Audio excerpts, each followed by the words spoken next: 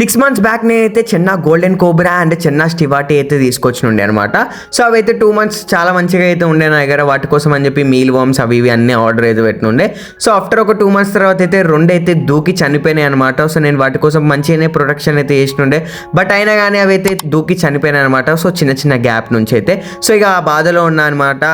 So ఆ బాధల నుంచి బయటికి రావాలని చెప్పి అయితే సో మళ్ళీ అయితే వీటి కోసం అయితే ఆల్రెడీ అయితే ట్యాంక్స్ అయితే చేసినుండే. సో ఈసారి చిన్న గోల్డెన్ కోబ్రా స్టివాటి కాకుండా చిన్న హ్యాండ్రో అయితే తీసుకొని వచ్చినుండే.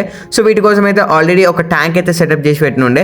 సో మీరు గిట్ట కొత్త ఫిషెస్ కానీ వైల్డ్ వెరైటీ ఫిషెస్ తీసుకుంటున్నప్పుడు సో ఫిషెస్ని అయితే ఖచ్చితంగా అయితే అక్లిమేట్ అయితే చేయండి. సో అక్లిమేట్ చేయకుండా డైరెక్ట్గా రిలీజ్ చేస్తే ఫిషెస్ అనేది ఒక్కొక్కసారి చనిపోయే ఛాన్సెస్ అయితే ఉంటాయి.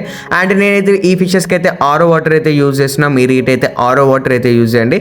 అండ్ కొద్దిగా అయితే రాక్ సాల్ట్ అయితే యాడ్ చేసుకుంటున్నా.